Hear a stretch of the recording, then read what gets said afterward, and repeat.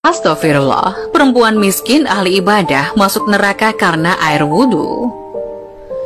Kisah menyedihkan ini dialami perempuan miskin tapi rajin ibadah. Kadang kita sebagai manusia sering fokus melihat hal-hal yang besar, padahal sesuatu yang sudah jelas tampak dan jelas hukumnya, pasti hukumannya juga jelas. Akan tetapi bagaimana dengan hal-hal kecil yang justru kita harus perhatikan? Terkadang hal-hal kecil ini justru yang akan menyesatkan. Berwudu adalah kegiatan yang memberikan kebaikan dan banyak manfaat. Dengan berwudu dan menjaga wudu, umat muslim akan tetap suci dalam lindungan Allah.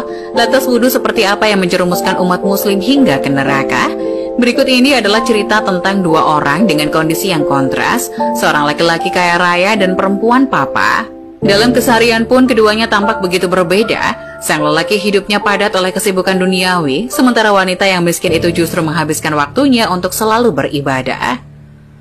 Kesungguhan dan kerja keras lelaki tersebut membawanya pada kemapanan ekonomi yang diidamkan. Kekayaannya tak ia nikmati sendiri. Keluarga yang menjadi tanggung jawabnya merasakan dampak ketercukupan karena jerih payahnya.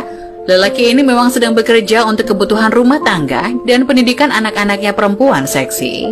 Nasib lain dialami si perempuan miskin. Para tetangganya tak menemukan harta apapun di rumahnya, kecuali sebuah bejana dengan persediaan air wudhu di dalamnya. Iya, bagi wanita taat ini, air wudhu menjadi kekayaan yang membanggakan, meski hidup masih pas-pasan. Bukankah kesucian menjadikan ibadah kita lebih diterima dan hikmat, dan karenanya menjanjikan balasan yang jauh lebih agung dari sekedar kekayaan duniawi yang fana ini? Syekh Abdul Wahab Asy'arani dalam kitab Al-Minah Husaniyah mengisahkan suatu ketika ada seorang yang mengambil wudhu dari bejana milik perempuan itu.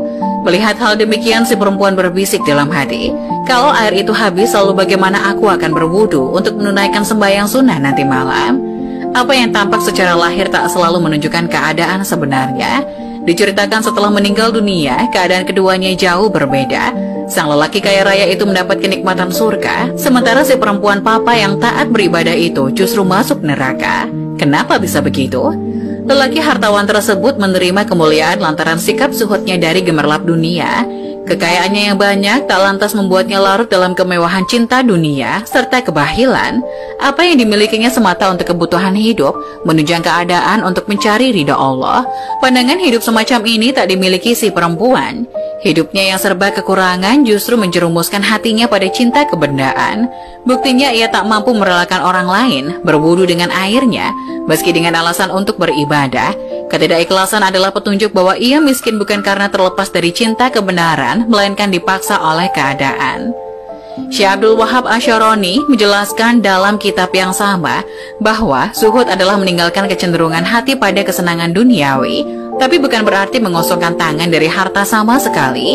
Segenap kekayaan dunia direngkuh untuk memenuhi kadar kebutuhan dan memaksimalkan keadaan untuk beribadah kepadanya. Nasihat ulama sufi ini juga berlaku kebalikannya. Untuk cinta dunia, seseorang tak mesti menjadi kaya raya terlebih dahulu, karena zuhud memang berurusan dengan hati, bukan secara langsung dengan alam bendawi.